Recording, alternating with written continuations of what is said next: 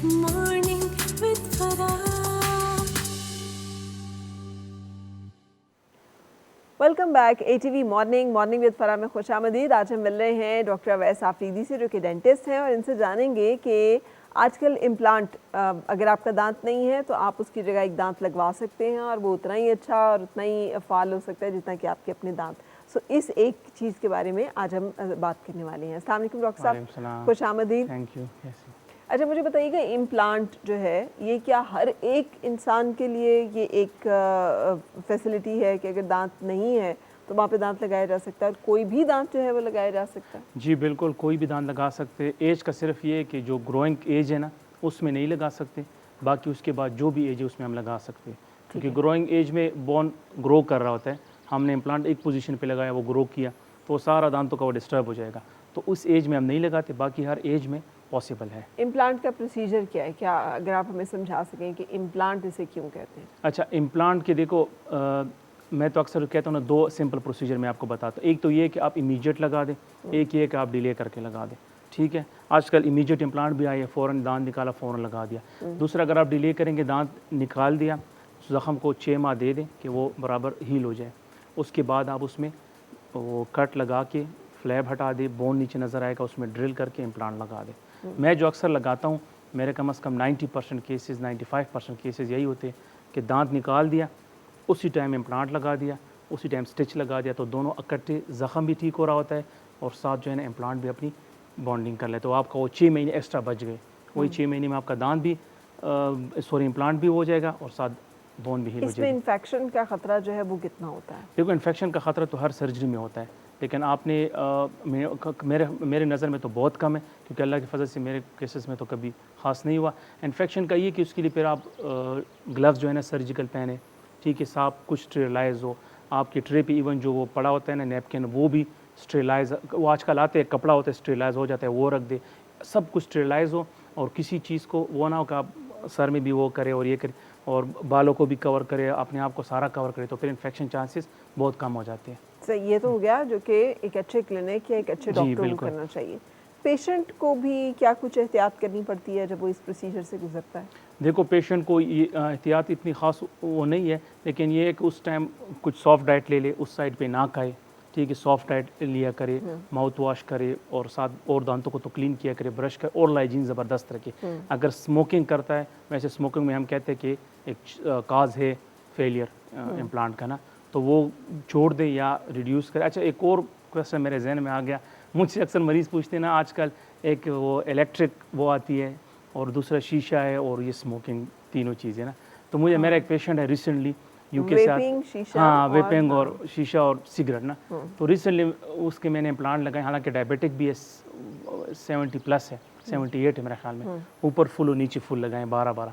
तो वो मुझसे पूछती है, उसके बेटे कहीं वो पूछ रहा था कि डॉक्टर साहब हम क्या इसको करें। मैंने कहा आप बेशक, आप अगर आप कहते हैं कि तीनों में से एक कौन सा एक चीज़ करें, ये दो ख़त्म करा दे, सिगरेट फिर भी गुजारा है, वैसे वो भी नहीं करना चाहिए, वो इम्प्लांट को फेल करता है। लेकिन अगर कोई आपका कहना ये है कि वेपिंग और शीशा ना करे, सिगरेट से ज़्यादा खतरनाक हाँ, है। क्योंकि मैंने देखे ना, मेरे क्लिनिक में बैठे हुए पेशेंट आते हैं, उसके पास होता है जेब में, मैं थोड़ा इधर उधर हो जाता हूँ, उठा के ना कर लेते हैं। सिगरेट में तो ये नहीं है ना, उसके लिए एक माहौल चाहिए, कम अज़ कम आपको बाहर जाना पड़ेगा, लाइटर ढूंढना पड़ेगा, उसको लगाना पड़ेगा, फिर जब ख़त्म हो जाए फिर ख़रीदना पड़ेगा, तो उसमें एक प्रोसीजर है जो बंदा इतना ज़्यादा नहीं कर सकता। और शीशा तो आपने एक दफ़ा लगाया, उसका तो एक वो जो लेते हैं वो कहते हैं 80-100 सिगरेट के बराबर तकरीबन होता है, ठीक है। तो इस तरह जो इलेक्ट्रिक वाला है वो भी यही सीन है। लेकिन आपको लगता है कि इन सब के ख़ास तौर पे दांतों के ऊपर ज़्यादा जी असर असर बिल्कुल होते हैं। असर ये होते हैं कि जो हमारे वेसल्स होते हैं ना, वो उसको थोड़े से तंग कर दे, ब्लड सप्लाई को थोड़ा वो कम कर लेते हैं, तो जहाँ पे ब्लड सप्लाई कम होगी तो वहाँ पे ज़ाहिरी बात है इफेक्ट होगा, गम्स, दांत, बोन सब कुछ इफेक्ट होंगे। वेपिंग तो इतना, उसके बारे में जो नई एक बात रिसर्च सामने आई वो ये है कि पॉपकॉर्न लंग्स उसे कहते हैं, ख़ास एक बीमारी है जो उन लोगों में जो वेपिंग करते हैं ज़्यादा वो पाई जाती है, जिसमें लंग्स के अंदर जो छोटी खून की शरेयानें होती हैं वो फट जाती हैं, वो फट कर वहाँ पे फूल जाती हैं, और ये जानलेवा भी हो सकती है। ये जानलेवा हुई है, कई लोगों की इस वजह से डेथ हुई है। इसलिए मैं उनको कहता हूँ कि आप वेपिंग और शीशा छोड़ दिए, आप लोग के लिए बहुत आसान है, और वेपिंग का एक आप देख ले और सिगरेट का देख ले और फिर शीशे का देख ले, आपको खुद पता चल जाएगा कि कौन सा कितना नुकसानदेह है। ठीक है। अच्छा डॉक्टर साहब, अभी आपने जिक्र किया कि आपने शुगर पेशेंट को इम्प्लांट जी, लगाया जी। और सिर्फ एक इम्प्लांट नहीं लगाया, आपने 12 ऊपर लगा लगाए दिए, और बिल्कुल। 12 नीचे लगाए, नहीं, 6 ऊपर 6 नीचे। 6 ऊपर और 6 नीचे। सो इतने ज़्यादा क्वांटिटी में भी इम्प्लांट्स जो है वो लगाए जा सकते हैं? जी। मैं तो समझ रही थी एक आध कोई दांत हो तो इम्प्लांट नहीं, होगा। बस ये इतनी क्वांटिटी में भी लग सकते हैं, 12 लगा सकते हैं। अगर फुल माउथ है, उसका एक दांत भी ऊपर भी नहीं, एक दांत नीचे भी नहीं, तो फिर हम लगा सकते हैं। दूसरा आप कह रही शुगर, तो एक वो है मिथ समझ रहे जो भी है कि शुगर में ये नहीं करना चाहिए, वो नहीं करना चाहिए। देखो शुगर में हर चीज़ हम कर सकते हैं, लेकिन उसका एक अपना तरीका है। इस तरह इम्प्लांट के लिए उसका अपना तरीका है। आप सबसे पहले डॉक्टर के पास जाएँ, वो पूरा चेकअप कर ले, बोन वगैरह सब कुछ करे कि आया आप सूटेबल हैं इम्प्लांट के लिए, नहीं। अगर आप सूटेबल है तो उसके बाद आपको एक टेस्ट लिखेगा HbA1c उसको कहते हैं, जो 3 महीने का रिपोर्ट देता है। उसको हम देखते हैं, अगर वो इम्प्लांट का जो जिस रेंज में हम लगा सकते हैं उस रेंज में आता है तो हम लगा लेते हैं इम्प्लांट, इसमें कोई बुरी बात नहीं। अगर उस रेंज में नहीं आता तो हम उसको कहते हैं कि जाएं आप अपना डाइट कंट्रोल करें या एंडोक्राइनोलॉजिस्ट के पास जाए, शुगर कंट्रोल करें, डाइट सब हाई कुछ करें। शुगर है और अनकंट्रोल्ड हाँ जी। शुगर है तो उसमें जख्म नहीं भरते। हाँ, फिर HbA1c हमने वो तो एक तो होता है ना, आप दांत निकालते, उसमें हम किताब कहता है कि आप फ़ौरन शुगर चेक करें, उसी टाइम कंट्रोल होना चाहिए। फर्स्ट करें मैं भी दांत निकालना चाहूँ, अभी चेक करो, अभी ठीक है तो अभी दांत निकाल दो। लेकिन इम्प्लांट में इस तरह नहीं, इम्प्लांट में आप पहले HbA1c करें, ठीक है, कि वो 3 महीने का रिपोर्ट किस तरह आता है, वो अगर नॉर्मल है उसके बाद आप इम्प्लांट लगा सकते हैं। ठीक है। हाँ। तो ये इम्प्लांट जो है क्या हर एक में कामयाब होता है या ये जैसे और बहुत सारे इम्प्लांट्स होते हैं, कुछ चलते हैं कुछ नहीं चलते, तो दांतों में भी ये शरह है? जी जी, किसी में फेल हो जाते हैं। अब मैं आपका सवाल किसी और जगह पे थोड़ा लेके जाता हूँ ना। मुझसे अक्सर आजकल ये बहुत कॉमन है ये क्वेश्चन, मेरे पास 10 पेशेंट आए ना 9 तो यही पूछते हैं कि डॉक्टर साहब अच्छा इम्प्लांट, अच्छा इम्प्लांट, अच्छा इम्प्लांट। फिर इसमें 2 थ्योरीज हैं। एक कहता है कि आया अच्छा इम्प्लांट लेना चाहिए, ज़्यादा ज़रूरी है कि प्रोसीजर ज़रूरी है। ये 2 मेन कंसेप्ट है। ठीक है, अब आपने फ़र्ज़ करें इम्प्लांट ले लिया बहुत महंगा, एक क्लास का इम्प्लांट ले लिया, ठीक है, और जो बंदा लगा रहा है उसको प्रोसीजर नहीं आता, तो ज़ाहिर बात ही फेल होगा। ठीक है, और अगर किसी ने इम्प्लांट नॉर्मल ले लिया लेकिन बंदे को प्रोसीजर आता है, सही, तो वो सही लगाएगा तो वो नहीं फेल होगा। तो अगर आप मुझसे पूछिए ना, मैं कहता हूँ सबसे पहले प्रोसीजर, उसके बाद इम्प्लांट पे जाए। जिसको कुछ आता ही नहीं है तो वो क्या इम्प्लांट लगाएगा? तो क्या हर एक बंदा फिर इम्प्लांट लगाने के लिए मौजू नहीं है? नहीं ये है। कुछ कौन लगा सकता है? मतलब डॉक्टर्स के लिहाज से जी। जिसने इसमें प्रॉपर कोई सर्टिफिकेशन की है, डिप्लोमा की है, कोर्स किया है, वो लगा सकता वो है। क्या सर्टिफिकेशन और डिप्लोमा होगा जो कि डॉक्टर वहाँ पे लिखेगा, जिससे देखने वाले को पता चले कि ये ऑर्थोडोंटिक्स है या ये कि ये दांतों की सर्जरी कर सकता है? उसको सी इम्प्लांटोलॉजी अक्सर कहते हैं, पाकिस्तान में ज़्यादातर यही हो रहा है, या डी इम्प्लांटोलॉजी वो होता है, या बाहर से कुछ कोर्स होते थे वो यही कर लेते हैं। ठीक है, ठीक है। अब दूसरा, उस दिन एक पेशेंट मेरे पास आ गया, कह रहा डॉक्टर साहब मेरे 2 इम्प्लांट फेल हो गए ना, और मेरे लिए अच्छी क्वालिटी का लगाओ, ये लगाओ, फलाना डिंगला। तो मैं उसको ये कह रहा था कि आपकी देखो 2 फेल हो गए, अगर आपको दुनिया का सबसे अच्छा प्लांट भी लगाओ वो भी फेल होगा, क्योंकि आपका प्रोसीजर है जो भी ना वो गलत है। ठीक है, आप बेशक नॉर्मल इम्प्लांट लगाएं या जो भी लगाएं, लेकिन प्रोसीजर ठीक हो, ये कामयाब होगा, और मैं आपको गारंटी दूंगा ये कामयाब होगा इंशाल्लाह। ठीक है। तो मैं अक्सर हर पेशेंट को सेटिस्फेक्शन के लिए कह भी देता हूँ कि फेलियर अगर फेल हो जाए तो मेरी ऊपर रिस्पॉन्सिबिलिटी है। ठीक है, अगर ये रहेगा इंशाल्लाह कामयाब, नहीं तो मैं आपको पेमेंट वापस करूँगा, दूसरा भी करूँ। तो ये एक होता है, मेन चीज़ प्रोसीजर है। बेशक कोई अफोर्ड कर सकता है अच्छा इम्प्लांट ले ले, लेकिन अगर अफोर्ड नहीं कर सकता तो ये नॉर्मल इम्प्लांट जो है ना बहुत ज़बरदस्त तो काम करता है। यूजुअली इम्प्लांट की रेंज जो है वो कहाँ से कहाँ तक है? देखो आप 70,000 से लेके 60-70,000 से 3 लाख तक है एक दांत? एक इम्प्लांट। जो 3 लाख का है, सच बताओ मैं इस्लामाबाद में अभी तक मैंने नहीं लगाया, नहीं अफोर्ड कर सकते लोग, वो बहुत महंगा है। उसका कोई इम्प्लांट जो है ना वो बहुत महंगा आता है, वो है स्विट्ज़रलैंड का, लेकिन बस उसके नाम से फिर बहुत आते हैं ना स्विट्ज़रलैंड के, वो काफ़ी सस्ते, लेकिन बस वो कंट्री वही है तो लोग पसंद कर लेते हैं। ठीक है। अच्छा, अब मुझे ये बताइएगा कि कौन से लोग सूटेबल कैंडिडेट हो सकते हैं इम्प्लांट के लिए? अच्छा, सबसे पहले एज, कि यंग एज में, ग्रोइंग एज में ना हो, ठीक है। उसके बाद हम देखते हैं कि एज तो ठीक है चले, अब फर्ज कर एज ठीक है उसका, फिर हम देखते हैं बोन हाइट कि वो कितनी है, ठीक है। फिर उसके बाद हम देखते हैं कि बोन की विड्थ कितनी है, चौड़ाई कितनी है, वो देखते हैं। इसके बाद हम डिजीज़ देखते हैं कि आया वो कार्डियक है, स्मोकर है, शुगर वाला है, कैंसर उसको हुआ है, रेडिएशन हुई है, या कोई स्टंट वगैरह लगा है। तो इन सब चीज़ों को, दवाई को वारफरीन ले रहा है कि नहीं ले रहा, ठीक है, उसका फिर अपना टेस्ट होता है। उन सब चीज़ों को देख के अगर ये सब इसमें नहीं है, अगर है भी तो उसको उसके मुताबिक मैनेज करके इम्प्लांट लगाते हैं। अगर नहीं है तो फिर हम उसको एक्सरे कर देते हैं, जिसको OPG कहते हैं, या वो छोटी पेरिएपिकल एक्सरे, कुछ लोग कहते हैं CBCT करा दो, वो करके तो हम उसका फिर सब कुछ दे के फिर हम उसका इम्प्लांट लगा लें, तो हमारे लिए सूटेबल पेशेंट होता है। ठीक है। अच्छा डॉक्टर साहब, अगर ज़्यादा दांत लगाने हों तो डेंचर ज़्यादा ओल्ड एज की मैं बात करें, बूढ़े लोगों में जिनमें के दांत गिर जाते हैं, टूट जाते हैं, ख़राब हो जाते हैं, शुगर पेशेंट्स हैं, तो उनको डेंचर की तरफ जाना चाहिए या इम्प्लांट की तरफ जाना चाहिए? देखो बेस्ट तो इम्प्लांट है। अब जिस तरह उस पेशेंट का मैंने किया है ना, तो वो भी उसी चीज़ से तंग था, डेंचर वगैरह से ना, कि वो बार बार गिरते। देखो जब शुगर पेशेंट होता है ना, उसकी बोन लॉस भी जल्दी होती है, ठीक है। तो आपका जो डेंचर का मैकेनिज्म है ना, वो सारा डिपेंड करते हैं बोन पे। जितना आपका अच्छा बोन होगा उतना आपकी रिटेंशन अच्छी होगी, वो डेंचर आसानी से नहीं गिरेगा। अगर आपकी बोन कम है, रिटेंशन नहीं है, तो वो गिरेगा, मरीज तंग होता जाएगा, ठीक है। तो फिर उसके लिए दो इलाज है। अगर अफोर्ड कर सकते हैं तो फुल माउथ इम्प्लांट पे जाए, अगर अफोर्ड नहीं कर सकता तो एक और होता है ओवर डेंचर, उसको हम कहते हैं, ठीक है। तो हम नीचे सिर्फ मेरा ख्याल 6-7 महीने पहले एक पेशेंट का किया, नीचे सिर्फ 2 इम्प्लांट लगा लेते हैं। असल में रिटेंशन का मसला ज़्यादातर नीचे होता है, ऊपर का पैलेट होता है ना, तो वो कवर कर लेता है। फिर नीचे हम 2 इम्प्लांट लगा लेते हैं, उसके ऊपर अपना सॉकेट, आपको आसानी बताऊँ, आप लोग का वो बटन नहीं होता जो टक टक लगाते हैं, वो अक्सर कपड़ों में जो होता है, उस तरह एक सिस्टम समझ ले, उसमें हम कर लेते हैं, तो वो इस तरह टक करके बैठ जाता है, वो उसे खाना खा सकती है, वो नहीं हिलता ना गिरता है। और जब खाना खा लिया उठा निकाल के साफ़ कर दे, फिर उसमें लगा दे। तो ये एक बेहतरीन ऑप्शन है अगर कोई अफोर्ड नहीं कर, उसमें सिर्फ 2 इम्प्लांट आपको चाहिए। अगर इस तरह ऊपर है तो ऊपर भी 2 इम्प्लांट से आपका कवर हो जाता है। लेकिन क्या हर एक को इम्प्लांट जो हैं वो लग जाएंगे? अब जो सुन रहे हैं वो सब चाहेंगे कि अच्छा हम इम्प्लांट करवा जी, आजकल सब हर एक का तो नहीं कहते, लेकिन बहुत ज़्यादा को लग सकते हैं। आजकल मैं आपको कह रहा हूँ ना, दुनिया बहुत चेंज हो गई। आजकल छोटे इम्प्लांट आ गए, 5 mm के इम्प्लांट आ रहे हैं आजकल, ठीक है, बिल्कुल छोटे छोटे इम्प्लांट है। तो किसकी कि अगर हाइट नहीं है तो, क्योंकि इधर नीचे नर्व होता है, उसको हमने सेफ रखना होता है, ऊपर साइनस है, उसको हमने सेफ रखना होता है। तो अगर किसी की नीचे बोन कम है, तकरीबन 5 mm तो होती है, ठीक है, तो वो हम फिर उसमें 5 mm छोटा इम्प्लांट लगा लेते हैं। अगर बोन नहीं है तो फिर आप फिर भी चाहते हैं कि लगा दे, तो फिर 2 सर्जरी होगी। पहले हम सबसे पहले बोन करेंगे, बोन इधर लगाएंगे, जब बोन प्रॉपर हाइट सब कुछ बराबर हो जाएगा, उसके बाद फिर हम इम्प्लांट लगाएंगे।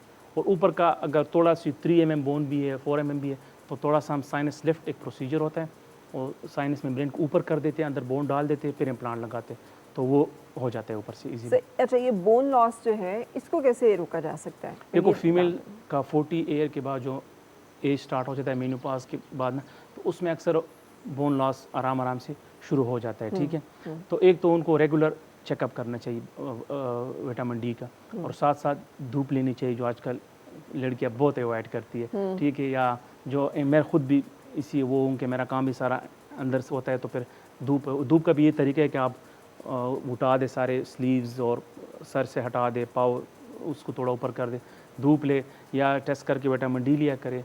और अगर आप कहें कि दांतों का बोन का किस तरह लॉस होता है, तो ये बात याद रखना, अगर आप डायरेक्ट गम्स पे खाओगे ना, मतलब फ़र्ज़ करें आपके बोन नहीं है एक जगह पे और सिर्फ मसूड़ा है, तो उस पर अगर आप खाओगे ना, तो उस पर ज़्यादा रिजॉर्प्शन होगी, बोन ज़्यादा एब्जॉर्ब होगा, ठीक है।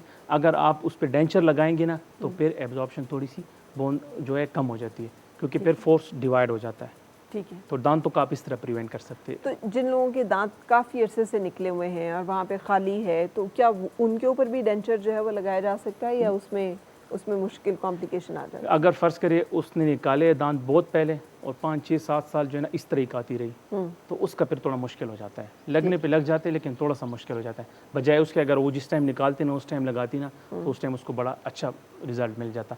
अभी रिजल्ट थोड़ा सा उस तरह नहीं मिलेगा, क्योंकि वो उससे सिखाती है तो उसकी बोन की रिजॉर्ब। ये कितना पेनफुल प्रोसीजर है इम्प्लांट के? जी, इम्प्लांट सच बताऊं, मेरे ख्याल में तो कोई पेनफुल नहीं है, क्योंकि जिस तरह दांत निकालते हैं वो इसी तरह ही प्रोसीजर है मेरी नज़र में। तो लोग बहुत समझते डरते हैं कि यार ड्रिल होगा बोन में और पता नहीं क्या क्या होगा।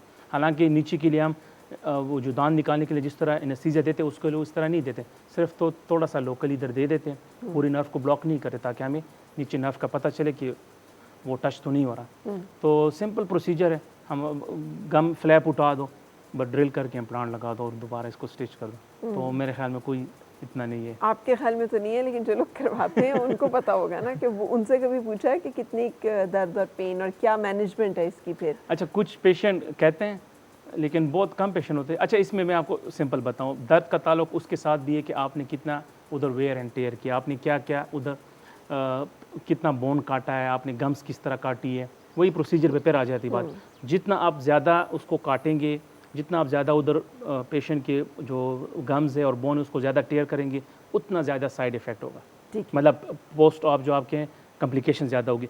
जितना आप कम करेंगे, बिल्कुल फाइन कट लगाएं, थोड़ा सा उठा दे, सुराख कर दे, बिल्कुल फाइन सब कुछ, और स्टिच लगा दे, बिल्कुल ना स्वेलिंग होगी, कुछ भी नहीं होगा, नॉर्मल सा पेन होगा। अच्छा, इम्प्लांट की लाइफ एक्चुअली कितनी होती है? रिसर्च 10 to 15 ईयर या 15 to 20 ईयर बताती है इम्प्लांट की जो अच्छा। लाइफ है वो इतनी बताती है कि 10 to 15 ईयर्स जो है ये चल रहता जाते है। हैं। हाँ जी, चल और जाते जो फेलियर आप कह रहे हैं, तो इसका फेलियर कैसे होता है? कैसे पता चलेगा कि अभी इम्प्लांट इज़ नॉट वर्किंग, ये फेल हो गया? देखो, इनिशियली में तो इस तरह ही चलेगा कि आपके हाथ में आ जाएगा, डॉक्टर ने लगा लिया, कुछ टाइम बाद जो है ना वो मरीज़ आ जाता है कि डॉक्टर साहब ये तो हिल रहा है या फलाना नहीं, 2-3 माह के अंदर अंदर ही वो हाथ में आ जाता है, ठीक है। ये इम्प्लांट ख़त्म। ठीक है, लॉन्ग लास्ट इस पे डिपेंड करता है कि आपने उसका जो ऊपर पहले तो लगाया किस पोजीशन पे है, उसकी गम की थिकनेस कितनी है, बोन किस तरह है, ठीक है, ये देखा जाएगा। अब उधर फ़र्ज़ करें बहुत वीक गम है और आप लगा दें तो उधर बोन पर एब्जॉर्प्शन गम जल्दी सी नीचे जाएगा तो साथ साथ बोन भी जाएगा। ठीक है, अब आपने उसके ऊपर जो दांत लगाए हैं उसका भी बहुत मैटर करता है। उसका ये मैटर करता है, अगर आपने इस तरह लगाया कि साइडों से खाना पसता है, ठीक है, नीचे गम्स तक जा रहा है, तो उधर इन्फेक्शन साइन फ्लेम हो जाएगी, गम नीचे जाएंगे, बोन भी साथ नीचे जाएगा। ठीक है, तो ये इससे भी हो जाता है फेलियर। दूसरा देखो, इम्प्लांट की भी अपनी मूवमेंट्स होती हैं। हम अक्सर कहते हैं कि ये ज़्यादातर इस तरह मूवमेंट्स के लिए होता है, लेटरल मूवमेंट्स के लिए जो है ना वो इम्प्लांट ज़्यादा नहीं होता। तो ये भी आप ख्याल रखें, जो लैब वाला बनाता है इम्प्लांट का दांत, उसको कहे कि उसमें जो कस्प होते हैं ना, वो ग्रूव्स वो ज़्यादा ना बनाए, वो थोड़ा सा फ्लैट सा रखे, ठीक है, ताकि वो उस पर लेटरल फोर्सेस ज़्यादा ना पड़े, वो उससे भी इम्प्लांट फेल नहीं होता आसानी से, उसके बढ़ जाते हैं उसके चांसेस। और जो कुछ अच्छे इम्प्लांट आते हैं ना, उसके ऊपर एक समझ लीजिए एक केमिकल सा या कोई चीज़ सा लग जाता है ना, जो वो भी बोन को एब्जॉर्प्शन को या बोन को रिसीड होने से उसको थोड़ा रुकवा देती है। ठीक है, तो वो फिर थोड़े से महंगे इम्प्लांट। अच्छा, बोन रिसीड होना एक जेनेटिक प्रॉब्लम भी है कि जिन फैमिलीज़ में ये मसला होता है बोन की एब्जॉर्प्शन का, उनमें होना ही होना है और फिर वो उसको रोका इतना नहीं जा सकता। ऐसा ही है या आप समझते हैं कि नहीं, रोका जा सकता है और बेहतर किया जा सकता है? नहीं, देखो रोका जा, एक होता है ना जिंजिवाइटिस, जो अक्सर सीवियर पीरियोडोंटाइटिस होता है ना, एक डिजीज़ है जुवेनाइल पीरियोडोंटाइटिस, जो बिल्कुल यंग एज में लग जाती है ना, उसमें जो है ना सारे दांत उसके फ़ौरन गिर जाते हैं, वो तो एक डिजीज़ हो गया ना, उसको तो वो अलग अलग टॉपिक हो गया। बाकी देखो, दांत की रिजॉर्प्शन जो मैकेनिज्म वो किस तरह होती है, ये हमारे फ़र्ज़ करें दांत लगा है तो उधर ब्रेन को मैसेज जाता है कि इधर से एब्जॉर्ब बोन को ना ख़त्म करो, इधर दांत लगा है, जो ही हम दांत निकाल देंगे, ठीक है, तो उधर मैसेज चला जाता है कि इधर से दांत निकल गया, तो एल्वियोलर बोन जो ऊपर वाला बोन है हमें वो नहीं चाहिए, तो ब्रेन मैसेज कर देता है कि भाई इसको ख़त्म करो। अच्छा, ठीक है, लेकिन एक स्पेसिफिक लेवल होगा, उधर रुक जाएगा। फिर बाकी आप जिस तरह कह रही कि एज के साथ, तो एज के साथ थोड़ा थोड़ा हो जाता है। एज के साथ तो जिस तरह सारी बॉडी इफेक्ट होती है, इस तरह दांत भी इफेक्ट होते हैं, गम्स भी इफेक्ट होते हैं, हम उसको फिजियोलॉजिकल कह सकते हैं कि वो चेंजेस आ जाती है। तो ज़्यादा जो लोग ऑप्ट करते हैं इम्प्लांट को, वो ओल्ड एज के लोग ज़्यादा हैं आपकी प्रैक्टिस में, या मिडिल एज के लोग ज़्यादा हैं जो कि इसकी तरफ जा रहे होते हैं? मिडिल एज और ओल्ड एज ज़्यादा है, यंग इतना नहीं है, मतलब ओल्ड एज बहुत ज़्यादा है, जो अक्सर फुल माउथ चाहते हैं या नीचे कोई दांत, स्पेशली बाहर के जो पेशेंट है, क्योंकि उनको पता है कि कितना महंगा है, तो वो इधर से आके या कोई टर्की जाके ना, तो उधर से वो कर लेते हैं। तो ओल्ड एज में बहुत ज़्यादा है, उसके बाद फिर जो मिडिल एज है ना उसमें ज़्यादा आ रहा है। ठीक है, अच्छा, आजकल वो कोई एक ऐसा कहते हैं, कोई ऐसा इंजेक्शन भी है कि लगा दें, आप ही बता रहे थे दांत उगाता है, अब मुझे बताएं ये सिर्फ एक मिथ है या ये एक मतलब वाकई ऐसा हो रहा है, या आपकी प्रैक्टिस में? नहीं, मिथ तो नहीं है, लेकिन लोग उसको बहुत वो पेश करते हैं। मुझे कोई पेशेंट भी कहता है डॉक्टर साहब बस वो आ जाएगा, इंजेक्शन लगा देंगे दांत हो। मैं उसको कहता हूँ ये इतना आसान नहीं जिस तरह आप लोग कह रहे हैं। हालांकि अभी इंसानों पे कोई कामयाब नहीं हुआ, फर्स्ट अभी एक्सपेरिमेंट सिर्फ चल रहा है। जापान में चूहों पे हुआ है, उधर जो है ना वो कामयाब हो गया, उस पर दांत वो आ गया उसका ना। इसमें फिर मुख्तलिफ है, कुछ UK में भी हो रहा है, USA में भी हो रहा है और जापान में भी हो रहा है, ठीक है। कुछ जो है ना इंजेक्शन उधर ही लोकली लगा के कहते हैं कि इधर दांत उगाएगा, लेकिन अभी है नहीं एक्सपेरिमेंट से। वो कहते हैं कि कम से कम 2030 तक, शायद 2030 के बाद का ये स्टार्ट हो जाए, ठीक है। और कुछ कहते हैं कि टैबलेट्स हैं, उसके खाने से जो है ना एक ख़ास किस्म का जीन समझ ले, वो एक जो दांत हमारे एक चले जाते हैं दूसरे चले जाते हैं, तो उनको प्रिवेंट करता है। कि भाई और दांत नहीं आने चाहिए, तो वो उसको अगर हम ब्लॉक करें तो ये कहते हैं कि वो जो ब्लॉक किया प्रिवेंट करने वाला नहीं है, तो वो दांत निकल आएगा उधर। तो ये सारी एक्सपेरिमेंट्स अभी हो रहे हैं। तो कुछ इंजेक्शंस हैं, कुछ ड्रग्स हैं, मतलब दवाई का है, तो ये अभी हो रहा है। तो देखते हैं कि कहाँ तक अब पहुँच सकता है, लेकिन इंसानों पे अभी तक नहीं हुआ।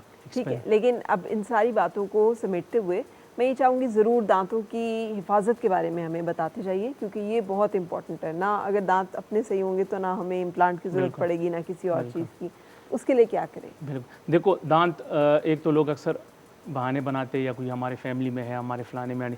मैं कहता हूँ अगर दांत की आप हिफाजत करें ना, तो ये आपके साथ कब्र तक जाएंगे। और मैंने बहुत पेशेंट देखे हैं जो कम से कम 80s क्रॉस करके या 70s 80s क्रॉस करके उसके मुंह में एक दांत भी जो है ना इस तरह ख़राब नहीं होता, या एक हाथ कोई ख़राब हो जाता है। ठीक है, देखो इसको मेंटेन करने के लिए ना सबसे पहले आप ब्रश 2 टाइम करें, कई खाना पसता है फ्लॉस किया करें।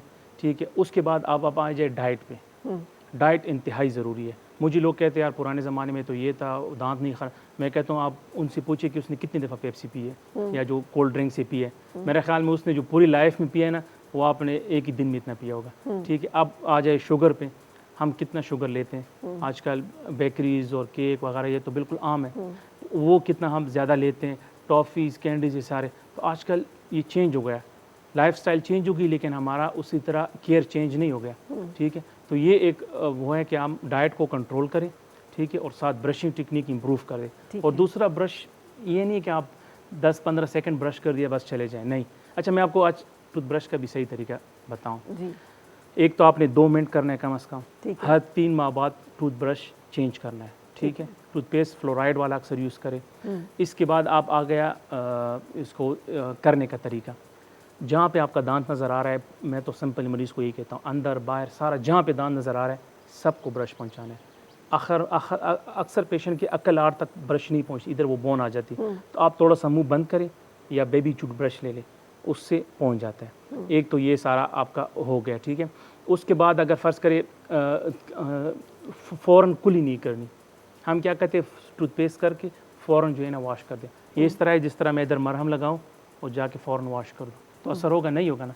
ये इस तरह करना है, आप सिर्फ जागतू के तकरीबन आधे घंटे तक, 20 मिनट तक, आधे घंटे तक जागतू का करें सिर्फ, और मुंह में पानी ना डाले, ना कुछ खाए, ना पिए, वॉश ना करें। उस आधे घंटे के बाद देखिए फिर आपकी मर्ज़ी है, तो वो जो इफ़ेक्ट है ना वो आपका टूथपेस्ट का जो है ना वो शो हो जाएगा। नहीं तो अगर आप फ़ौरन वॉश कर दे तो फिर तो इतना फ़ायदा नहीं है। बिल्कुल सही, बिल्कुल सही। Thank you so much doctor Afridi, आप साथ रहे और आपने आज हमसे दांतों की हिफाजत के बारे में इंफॉर्मेशन शेयर की। वक्त एक ब्रेक का भी हो गया है, ब्रेक के लिए रुकते हैं और फिर आपसे मुलाकात होगी मेहमानों के साथ। मुस्कुराए और मिलके गुनगुनाए हैं गुमशुदा जो खुशियाँ।